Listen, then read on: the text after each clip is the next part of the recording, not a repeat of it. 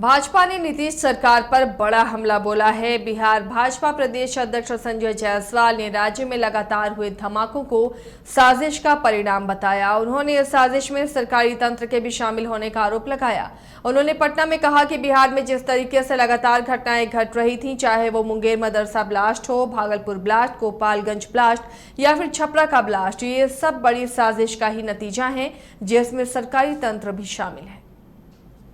बिहार में लगातार जिस प्रकार की घटनाएं घट रही थी, चाहे वह मुंगेर का मदरसा ब्लास्ट हो, चाहे भागलपुर का ब्लास्ट हो, चाहे गोपालगंज का ब्लास्ट हो, चाहे वह अभी हाल फिलहाल में छपरा का ब्लास्ट हो, यह एक पूरी बड़ी साजिश का नतीजा है जहां पर कहीं ना कहीं सरकारी तंत्र इन्वॉल्व है। अभी अगर छपरा की बात करें, 20 दिन पहले ब्लास्ट होता है, 3 मंजिला मकान गिरती है, कहा और 3 घंटे के भीतर एसपी साहब इस बात का सर्टिफिकेट दे देते हैं कि यह पटाखा का ब्लास्ट है।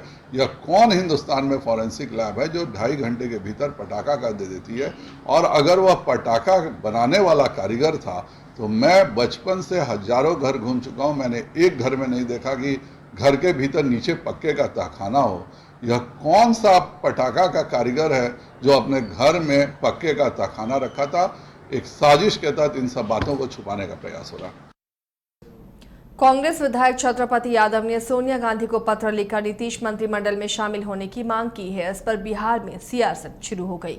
बीजेपी ने तंज कसते हुए कहा कि कांग्रेस शुरू से ही जाति, धर्म और मजहब की राजनीति करती है।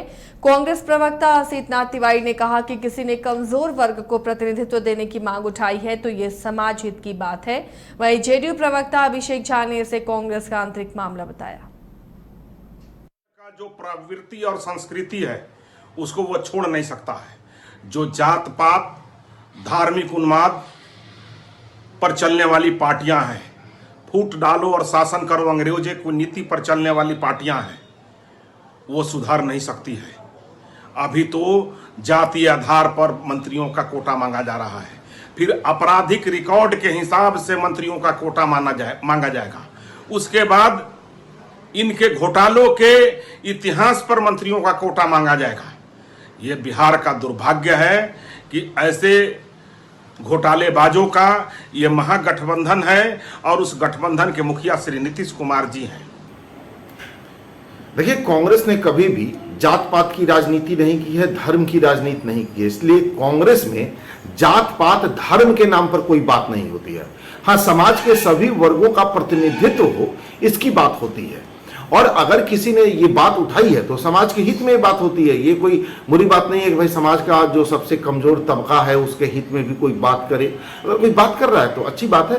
बाकी ऐसी कोई बात कांग्रेस में नहीं उठी है कि जाति के आधार पर मंत्रिमंडल में हिस्सेदारी मिले। हर पार्टी में आंतरिक लोकतंत्र होता है जिसके मुताबिक कोई भी नेता, कार्यकर्ता, सांसद, विधायक अपनी बातों को, अपनी मांग को पार्टी फोरम में रख सकते हैं। कांग्रेस पार्टी में भी ऐसा देखने को मिला है। एक विधायक महोदय ने चिट्ठी लिखकर खुद को मंत्री बनाए जाने की मांग की है। वैसे तो यह कांग्रेस पार्टी का आंतरिक मामला है, लेकिन आने वाले समय में गठबंधन के वरिष्ठ नेता बैठकर विचार विमर्श करेंगे मंत्रिमंडल विस्तार पर। वैसे तो यह सब कुछ आदरणीय मुख्यमंत्री नीतीश कुमार जी के विशेषाधिकार में आता है कि किस तरह से वो मंत्रिमंडल का विस्तार करेंगे और कैसे मंत्रिपरिषद में लोगों को शामिल करेंगे।